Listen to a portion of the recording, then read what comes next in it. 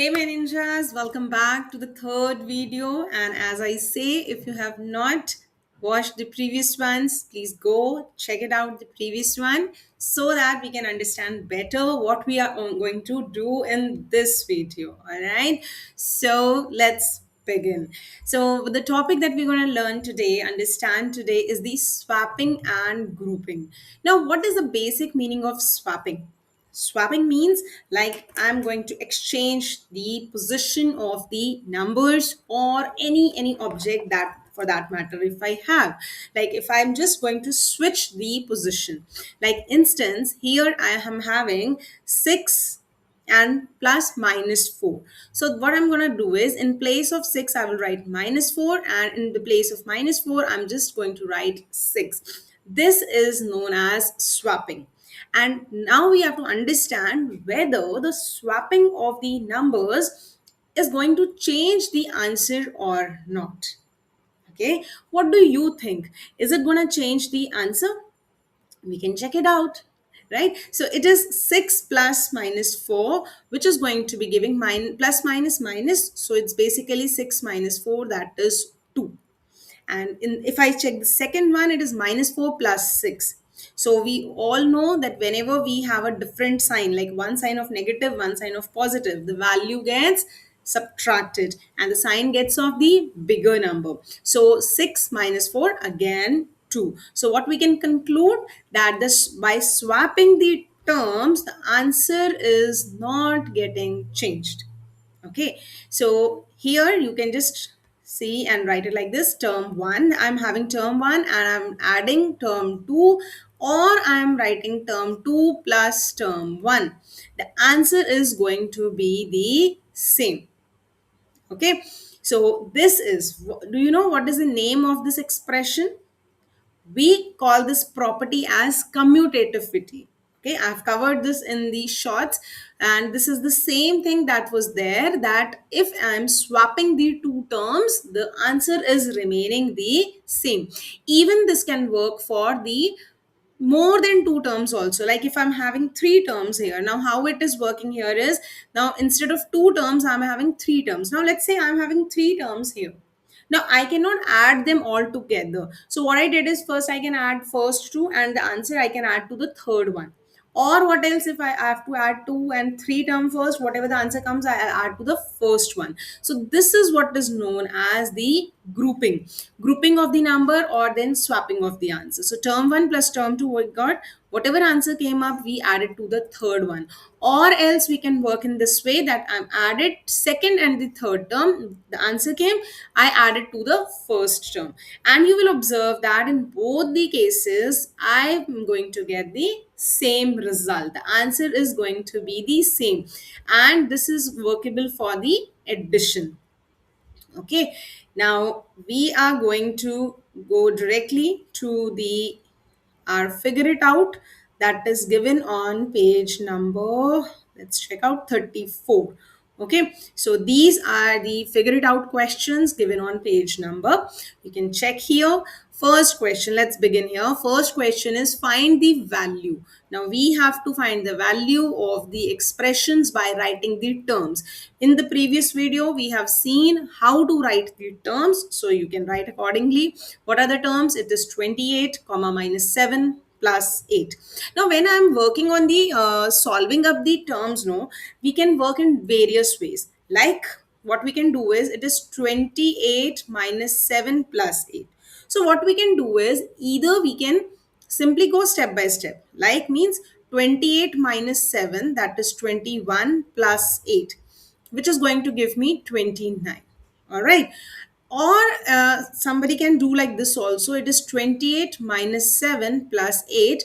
What we can do is, we can bring all the one sign terms together in a way, that means bring all the positive terms to one side and keep negative terms to the another. It means what?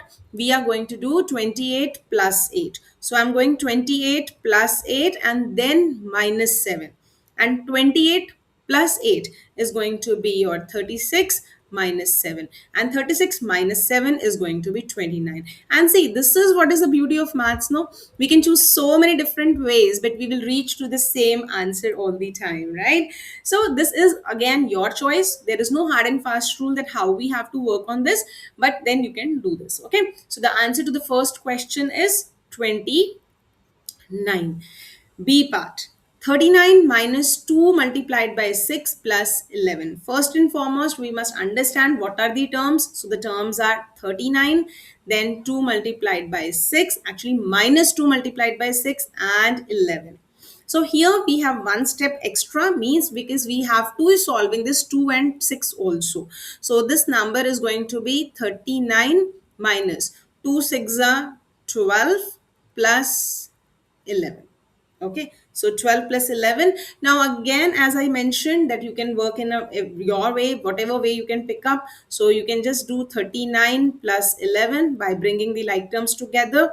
And mine, what do you mean by like terms? Like terms means the terms having the same sign. Means if it is plus plus, they are one group, minus minus, they are one group, right? So 39 plus 11, this gives me 50, and 50 minus 12 you can easily do, that is 38. Okay, and in fact you could have done it like this also. Minus 12 plus 11, minus 12 plus 11 is minus 1, 39 minus 1 is 38. That is more easy and less time consuming. So see, this is what I'm saying, you can pick up your own method by your understanding. Now C part, it is 40 minus 10 plus 10 minus 10. Again, here we can subtract them. So it is 40 minus 10, that is 30, plus 10 plus 10, 20. That answer is 50. Again, we can work in a way like 40 plus 10 plus 10. That gives me 60. 60 minus 10, again 50. You can do very well. The D part, okay, this is 48 minus, so again, solve the terms first. 10 multiplied by 2 is 20. Now, here please understand this is the division sign. So, will is it a different term or it is going to be the same term? The answer is it is going to be the same term, right? Because it's a division sign. It's not a minus or the plus sign. So first and foremost, I have to solve this 16 divided by 2. 16 divided by 2 is your 8. Okay. So now 48 minus 20, that gives me 28, and then plus 8, which is 36. I hope you are connected and understanding what you are doing. So I want you to be doing this e part yourself and do write in the comment section what is the answer. This is a challenge for you. I want to see many answers in the comment section, and then I will personally tell you whether it's right or not. So do not forget to write the answer in the comment section for the e part. Now, the second one is I really like this question. Why? Because it actually enhances your creative skills, right? How? Right? What we have to do, write a story or a situation for each of the following expression and find their value. Here we just not to just find the value. Before that, I have to create a situation. Now, creating a situation is your choice. So you know this is what differentiate you from everyone. You can have your own story, you can have your own situations. Just to begin with, I can give you a very simple example, maybe that can help you up. It is like written 89 plus 21 minus 10. Okay, plus means remember that it is always to receive something, something to increase. Okay, and negative means something is decreasing, or maybe we are giving something, or maybe we are getting a loss. Okay, so there are different, that depends on your situation what you are taking up. So let's suppose I can just do that person A has got 89 marbles. Okay, my story could be person A has got 89 marbles, person B has 21 marbles, and whatever the amount of marbles they have together, they gave 10 marbles to their friend C, right? Because they just shared with them.